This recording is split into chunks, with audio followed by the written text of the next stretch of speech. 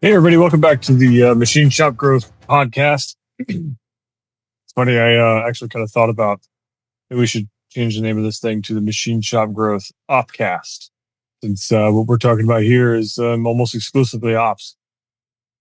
Really quick, kind of going back through last week, our last episode from the ops side. As we mentioned before, Mike's moving into more of the sales and marketing. Um, Top line growth. I'm moving into more of the operations engineering, bottom line growth, and then we'll both kind of handle people here, there, and in between. But like I said, recapping last episode, we kind of talked about OEE, overall equipment efficiency, or sorry, overall equipment effectiveness, and sort of that gauge and that metric of overall how are you doing, whether it's at the lower level, whether we're rolling up multiple levels or entities into one to look at departments and cells, at machining centers, at operation types, personnel groupings, individual personnel, individual machines, the whole shop, whatever you want. I mean, you can make it as big or as small of a metric as you want, and that's really the great thing about it is, it scales with you. You can scale this metric to any shop. I don't care if you've got one machine or you've got 1,000 machines. This is a scalable metric. um, so I did have a guest lined up for this week. Unfortunately, the way things work in this world, had some things come up, had to get them taken care of. So, had to reschedule. So this week, what I want to kind of do, and I was going to do this anyway, even with our guest, is um, I want to go back and I want to revisit some of those things with OEE, and I want to talk a little bit more in depth about some strategies or some things you might run into in the field regarding those different metrics. And remember, OEE is availability times performance times quality, right? And so I want to kind of pick each one of those apart a little bit further, kind of drill down a little bit more into those topics. We went over it a little bit on the last episode, but we really didn't get, again, just brushing high level over everything. And so I want to get a little bit more definition, a little bit more clarity, and maybe go over a little bit of strategy to those things, and give you some different perspective on it. Especially on the quality one, which I think is going to shock a few people. They're out there listening to this right now. But I think one of the other things I wanted to bring up is, and I mentioned this before with Mike. Love to get your guys' feedback. My email should be down here. Shoot me an email. Give me your questions. Give me your comments. Give me your feedback. Give me whatever. I'd be more than happy to talk through some of those points. Kind of highlight them. Maybe once every month or two, we do a Q&A thing where it's, hey, these are the different questions that come up. This is, kind of a strategy or things like that in regards to that question.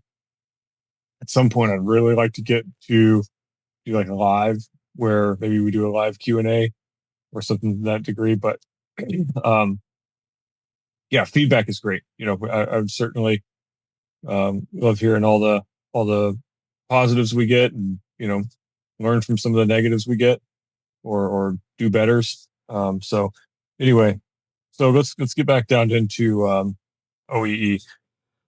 So I mentioned some things last week. Your availability is your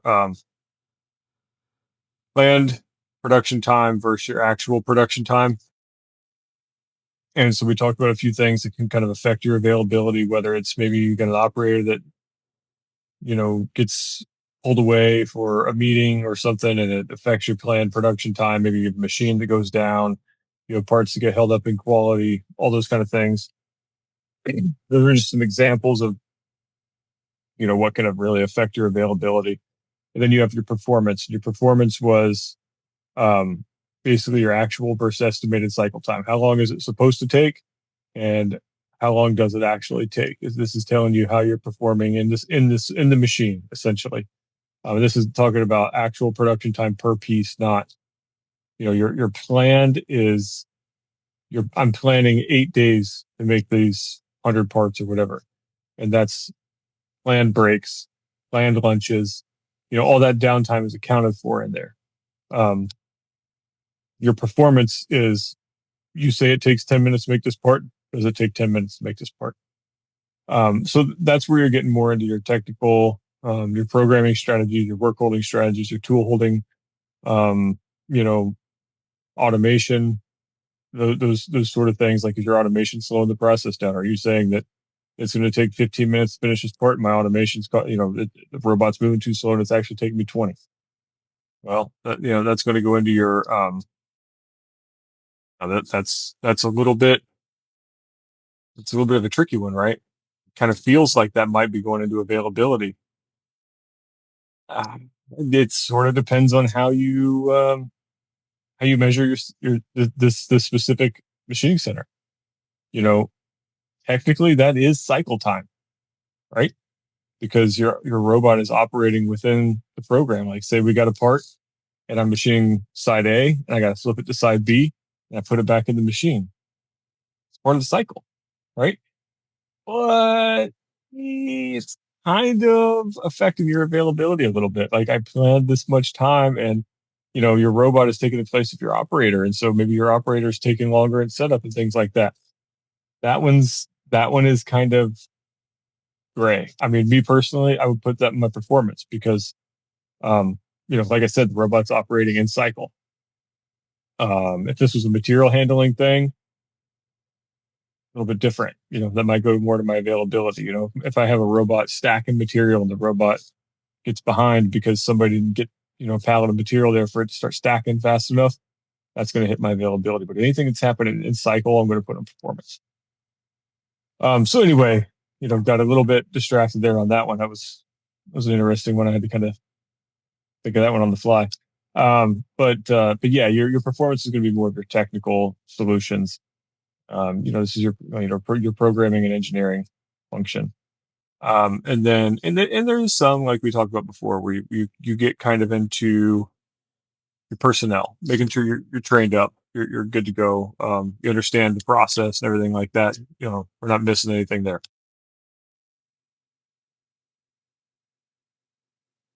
So now we get into quality. You know, Talked about this before too. There's a lot of money made and lost in good parts and bad parts, right? When you make a bad part, that material cost gone, the cycle time gone, the human time and the human frustration, all there too, right? Um, so there are trends and things like that we can map and track to ensure that we don't miss on quality. But like I said, I'm going to give you some different perspectives. Quality is where I'm going to start because I actually just had this discussion the other day with a couple of guys on quality. So I was working with a shop and they make a lot of the same parts over and over, and they they've operated a super high quality level, right? Because it's 100% attended. And so I'm kind of talking to the operator, and I'm like, hey, I want to move this to more of a automated production cell, right? We're going to use a bar feeder. We're going to, machine these, pull, part them off. Because the process right now is it goes into a lathe and they part it off to a tab and then they smack it with a hammer to break it off. And the part has to go into a mill to get slit, and then they manually deburr inside and outside. I'm like, all right, well, what if I can do that all on a live tool lathe with a main sub spindle and a live tool, right? I can run a slitting saw through there. I can slit it, and then I can come back with a ceramic brush, deburr inside, outside, part it off into a parts catcher, drop it onto a conveyor, out it goes. And the first, and by the way, we can inspect and process using a probe in the turret. Okay? And the immediate reaction, the immediate pushback was, well, these are really tight tolerance. I mean, we're going to scrap some parts. And I said, okay, you're right. They probably are. But I'm going to show you how, one, category is holding up the other two. Okay. So now our quality, the quality rate on these parts was better than what, or rejects was better than 1%. I mean, yeah, most times we were scrapping less than 1 per 100 parts, which is really good, right? It's awesome. The material for these parts, you're talking $3, $4, maybe. Cycle time, maybe 10 minutes. Okay. So let's just make it easy and we'll just say, we're $120 an hour shop. That's $2 a minute, right?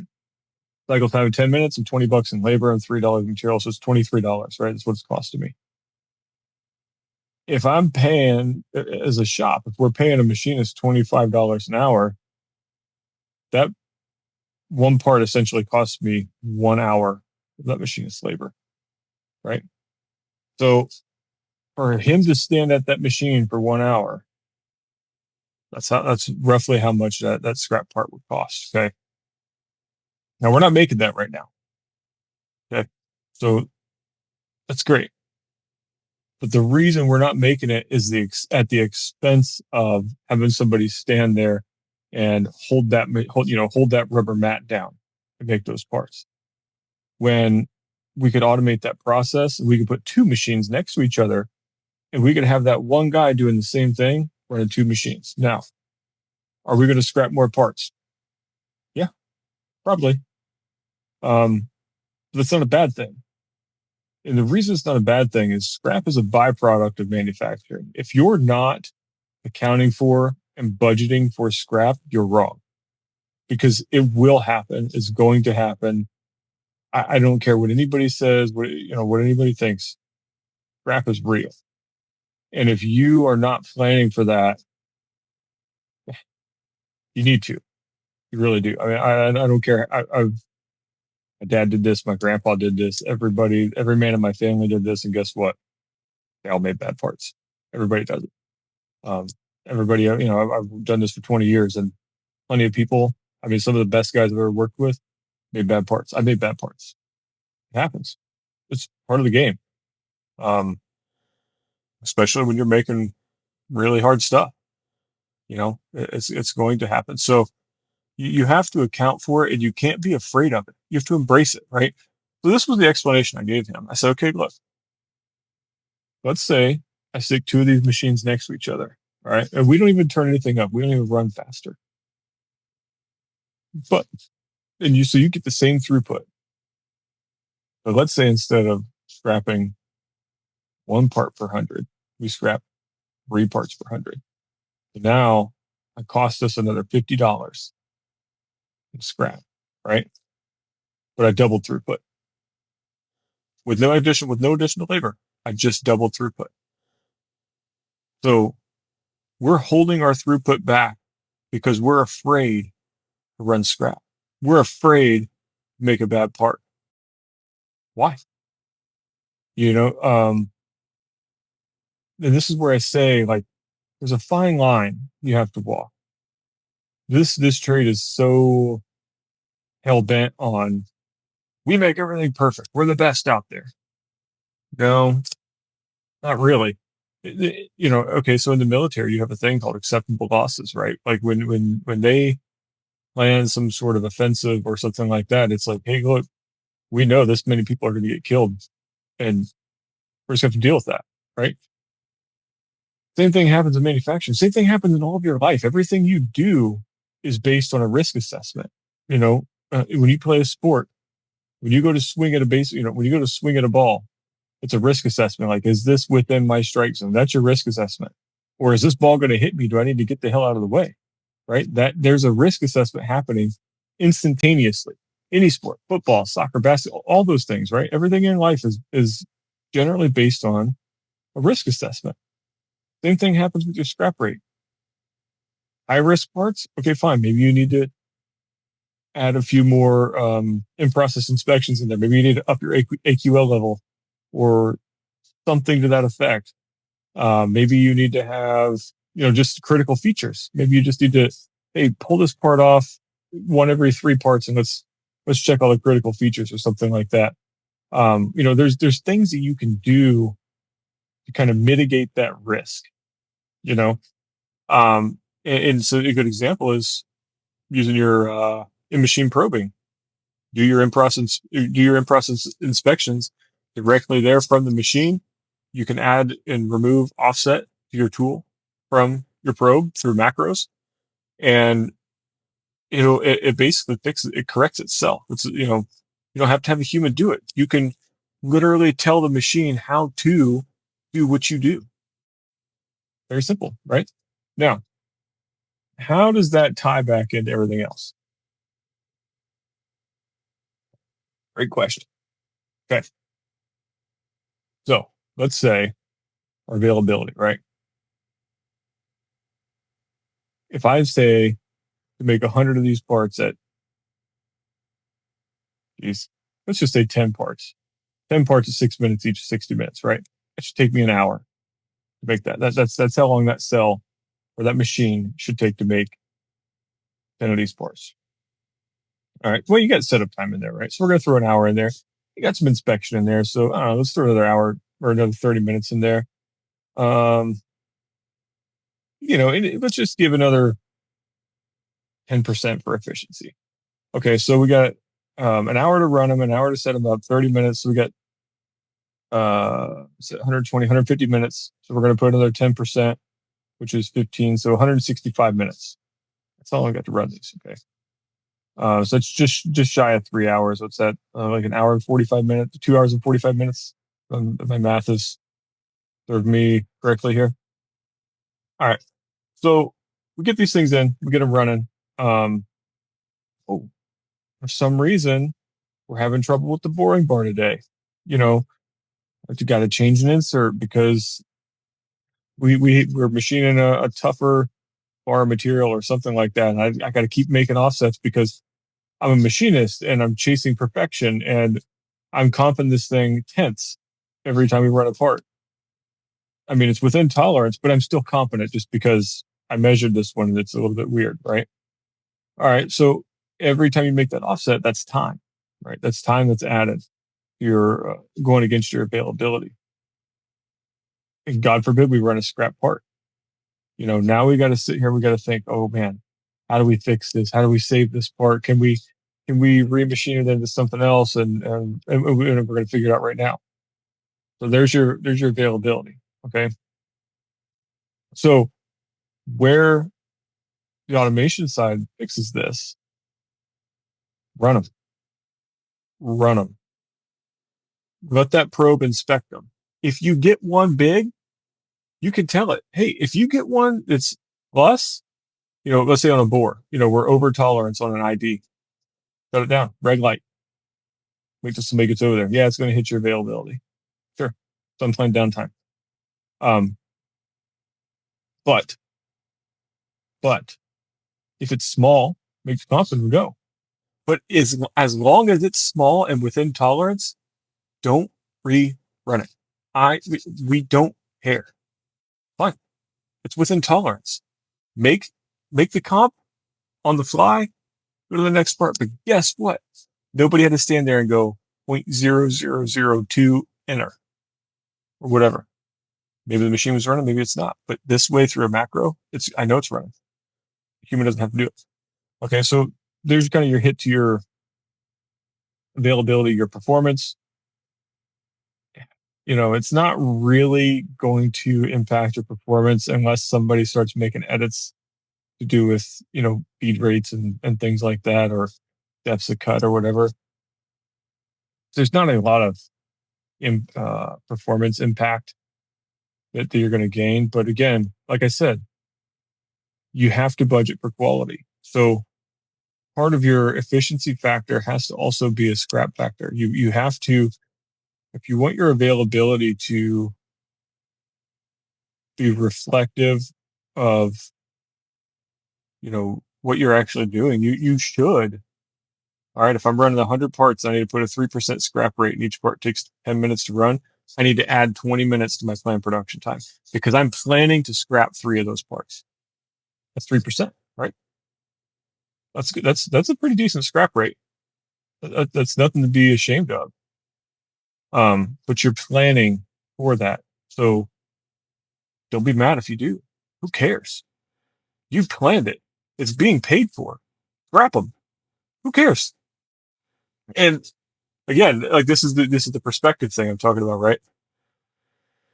Most of the guys in the machinery are like, hack, like, oh no, this is the worst thing I've ever heard in my life. Scrap parts? Are you insane? Yeah, because being too worried about making good parts is slowing you down. Almost guarantee it. Yeah, I'm not saying, like I said, I'm not telling anybody to throw caution to the wind, just aim high and let her fly. No, I'm not saying that at all. But you can't be so worried. I tell my daughter this all the time. I coach youth soccer. Um, my daughter plays, and I always tell her, like, you can't be so afraid of making a mistake that you do nothing. And a lot of people do that in a lot of areas of their life, not just in machining, but they get so worried that they're gonna look silly. Somebody's gonna look at them and be like, idiot, or you know, they're gonna be wrong. So I just say nothing.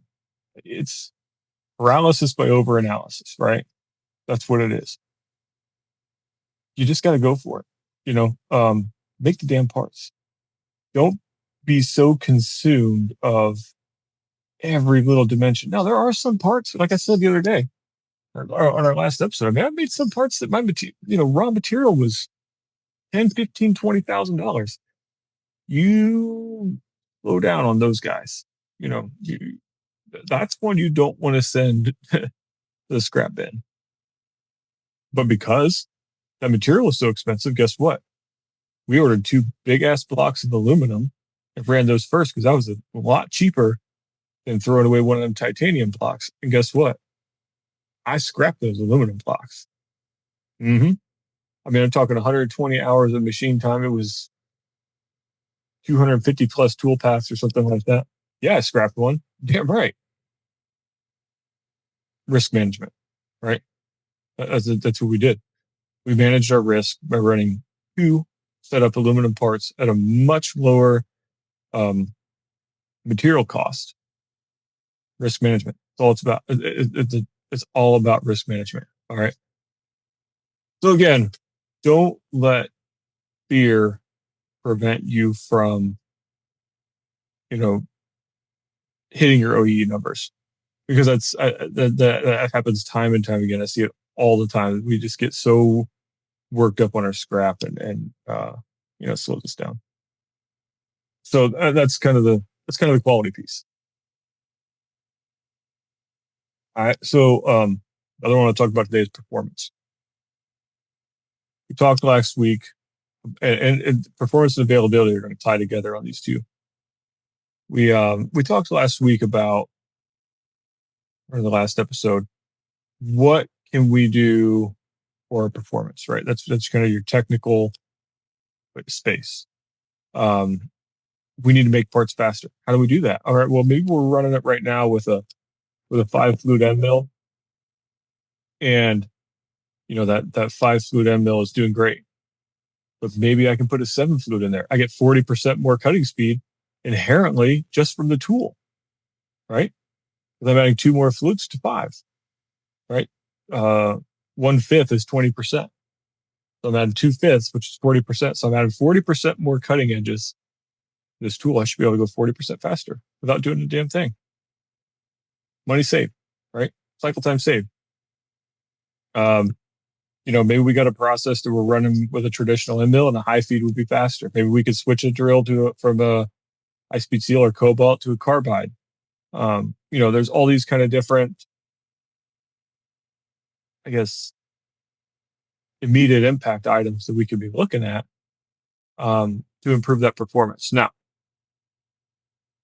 where these two things tie together is in setup, right? So if I'm planning X amount of hours um, to set a part up and program it and all those kind of things, the programming doesn't really tie into your availability at the spindle, but your programming department, you could very well measure OEE of your programming department. How much planned programming time do we have? And that's really going to tell you kind of like your programmers getting pulled away from programming to go put out fires all the time. That's why your availability sucks, um, or your performance for that matter. But anyway, so where the setup part is going to tie these two things together is standardization. And I kind of briefly mentioned this before, but I've worked in several shops that I've installed standard tool lists. And I don't care if you make one part a year, uh, um, and it's full production of that one part. I don't care if you make 100,000 parts a year and you only make one of each. Standard tool list is by far the most immediate ROI you can get inside of a machine shop ever, period, under any circumstance. And I'm not talking a full blown master tool list. So, the most recent one I used was I had tools 1 through 10 standard. We had some roughing tools, roughing end mills, finishing end mills, all that kind of thing, spot drill, chamfer mill. And then we went 1032 up to half 13, M4 up to M12. It was uh, tap drill, clearance drill, pre-ream drill, tap, oversized, undersized reamer. Every one of them. I don't remember. It was something like 75 tool holders and tools. It cost about $10,000, I think, for all of it. And I was buying all brand new holders, all brand new tools, everything. And like 6 drills, 3 each taps. I mean, this was not like buying 1 each tool and that's it. No, it was, we're buying this, we're putting inventory in the cabinet. Okay. 10 grand. That's it. Now, did we spend more money? Because your standard tool list isn't going to cover every base. You're going to have specials that come in there. And, you got to make spots for specials in your tool list. But once you start building that library like that, and you program within what you have, your setup time is drastically. I mean, I literally cut setup time 60% just by that one thing. Because do you know how long it takes to find a tool, to find an end mill, to find the right tool holder, find the right collet? Then you got to find a wrench. Then you got to hope nobody bothers you while you're going to go find that thing. I mean, I have been in shops where I've went to go find a 1/2 inch end mill with an 1 1/4 inch length to cut, a 30 thou rad, maybe a 7 flute with a chip breaker kind of thing. And it's taken me an hour because I walk over there and somebody's like, "Hey, Kirk, come over here and check this thing out. I got a question on this." All right, we'll go over here and see what this thing is. Cool. Oh, hey, come in here in quality. Look at this part. This is the inspection I'm getting, or the numbers I'm getting. What do you think? How, should we check it a different way? Okay, let me go over here. Then I go back and I'm trying. Oh, great! I can't find any 1/2 inch collets or half inch sleeves or 1/2 inch shrink fit or whatever, because guess what? A 1/2 inch tool is like the number one most commonly used tool in all of machine shop. So crap. Now I got to go scrounge around and try and find this damn thing. All the while, that spindle's not turning. Now, I've got a master tool list because, that's an efficient way to do things. My programmer programs with the master tool list of the tools that he knows are sitting on a cart right in front of that machine, because every single machine has that same cart of tools sitting right in front of it. Take the tool out, stick it in, hit go. Now, here's the other benefit. Here's the other time saver. All controls will store tools, a number of tools bigger than the magazine. What I mean by that, a Haas control will take up to 200 work offsets, or I'm sorry, a Haas control will take up to 200 tool offsets. Okay, and it'll store it in the control all the time. Mazak does a couple thousand. Heidenhain, geez, I can't remember, but I think Heidenhain did 10,000 plus. It's insane. So you can have all these different controls, do multiple hundreds at least tool offsets. So when I have tool 75, I stick it in the machine. I touch it off. And when I pull it out of the machine, if I put it back in that cart, that tells me that tool is set. So when I put that tool back in the spindle and I tell it set tool 75 is in pocket 24 or something like that, I don't have to touch it off again. I hit go. It runs because it's already set. Maybe use a presetter, right?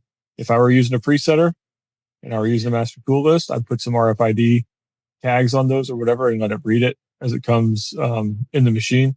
You can also use it to where it just USB dumps into the machine as you said. There's a bunch of different options, but um, there's ways to do it either way. If you're setting in the machine or outside the, or presetting outside the machine.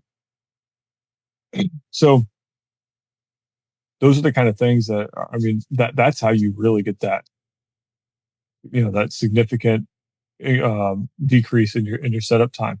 And this is why I say this is one of the fastest ROIs you'll have in a machine shop. Okay, and here's how. Um, so most machine shops I've ever worked in are low volume, high mix, and quite frankly, most of the shops we're talking to through this podcast, in general, just other shop owners, engineers, senior management, things like that, we're talking to low volume, high mix, because guess what? That's what a lot of the small business is. We're not making.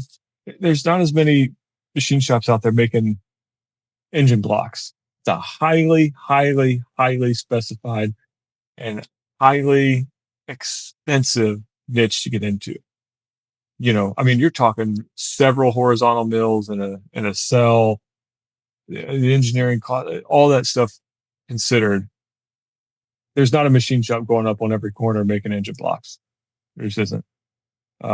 Same thing with uh, differentials, transfer cases, transmission, all that stuff. It's just not. It's not as prevalent as it was 30, 40 years ago. We're making rocket parts.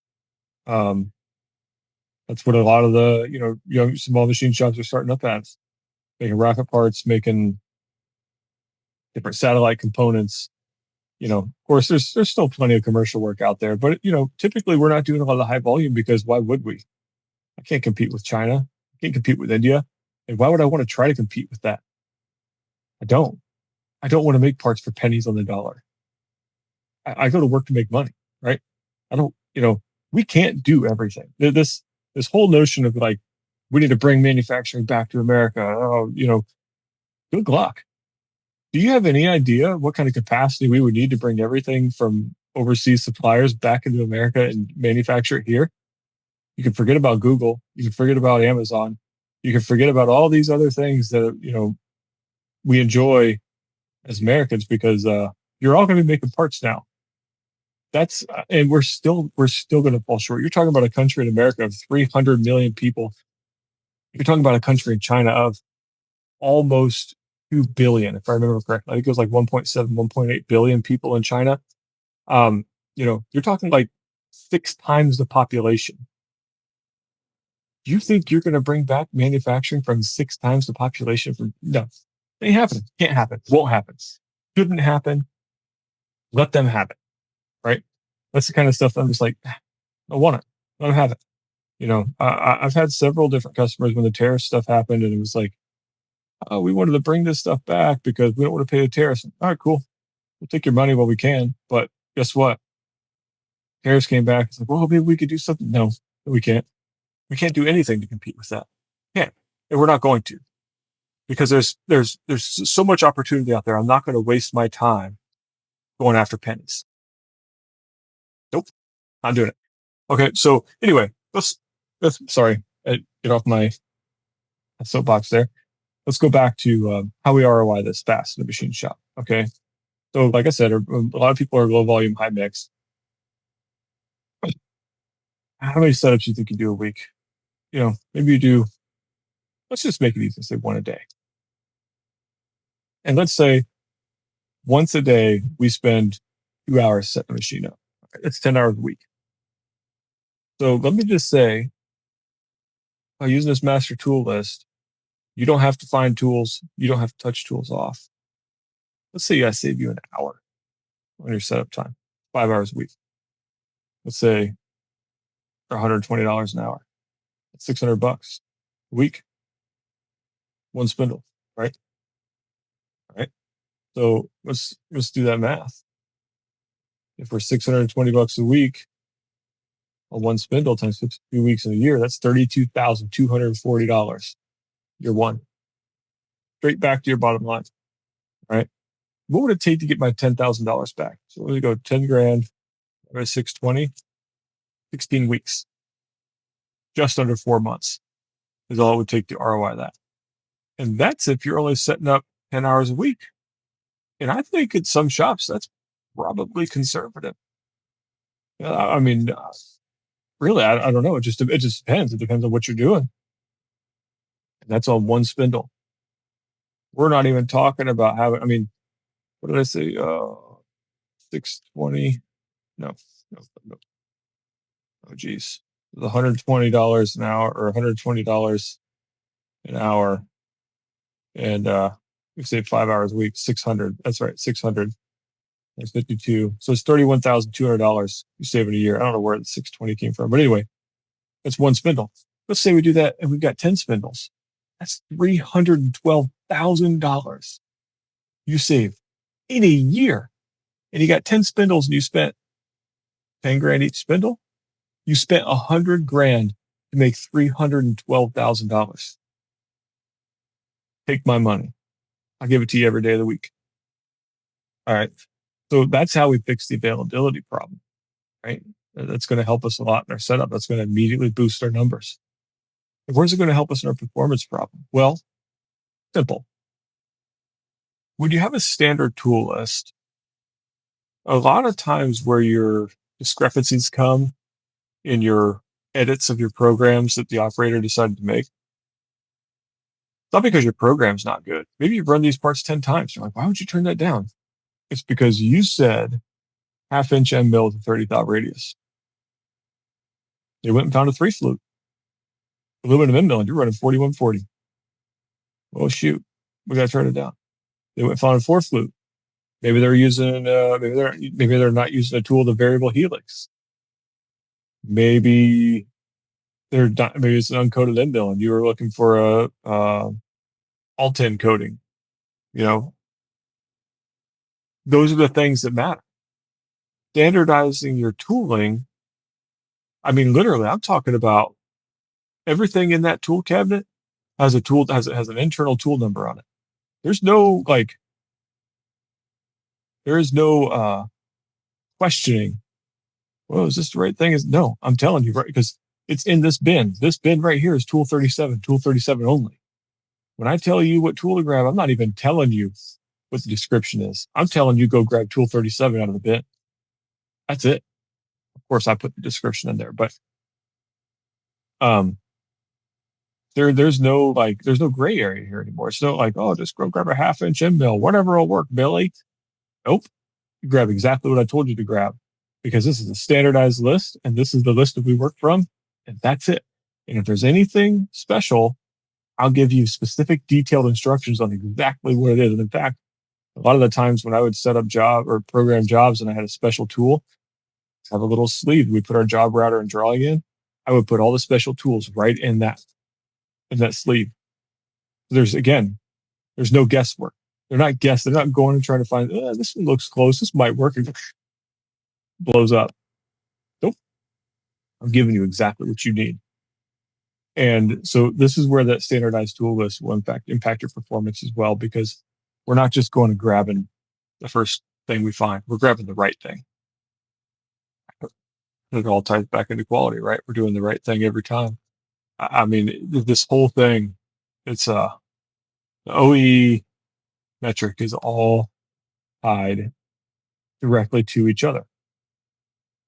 And that's why it gives you your overall effectiveness, really, is because those are the three things that really matter inside of a machine shop, and they're all dependent on each other. If one starts to slip, they'll all slip. But again, like I said, inefficiency, part of manufacturing. Scrap, part of manufacturing. If you're not planning for those two things, you're only doing yourself a disservice, and you're only setting yourself up to be disappointed. Because you're always, if you think we're going to run zero scrap, we're going to be 100% efficient every single month you look at your shop, guess what? You're going to be frustrated because you're not. You're not going to run zero scrap, and you're not going to be 100% efficient. It's impossible. Good luck. You know, don't look at this thing in a vacuum. Look at it in the context of real life. Okay. All right. So OEE, talked about kind of different perspectives, I think. Again, don't throw tomatoes at me when I tell you that you need to be making scrap parts, because I'm not saying like, hey, go scrap all the parts you got in. No, I'm not saying that, but I am saying if you're running a 0% scrap, you're not running fast enough. Period. Unless you're running like, gold. But even at gold, I don't even think anybody would care. Like, just melt it down and make more gold. Who cares? Whatever. Scrap it. Yeah. So make scrap. Standardize. Standardize, standardize, standardize. Standardize your tooling. Standardize your work holding. Get a another good friend of mine, over Martin Training Tables. Get one of their 2-inch grid plates. Set your stuff up when you program up that grid plate, set a work offset, and then you can either set individual work offsets in accordance with the grid. You can use a macro that you literally just put what grid you're picking up or what spot in the grid you're picking up. You could put the letters in there and have a distance designation of each letter. You go and add or subtract from your work offset, or go create a new work offset with a P value, a fixture offset. Or you could just, hard model it into your program of where all of your different fixtures are within that grid plate. You don't have to pick up work offsets anymore. Now I standardized my tool list. All my tools are touched off. All I gotta do is put it in the machine. I don't have to put in a work offset. I'm literally just loading material and tools and hitting go. There is no setup time anymore. All we gotta do is get the tools. And guess what? If we got like a big 200 something tool matrix, I don't have to do that. I'm literally just putting material in, putting part number in there, or a program number in there, and hitting go. That is the value of standardization, right? That is what standardization allows you to do. It allows you to eliminate as much manual time as possible.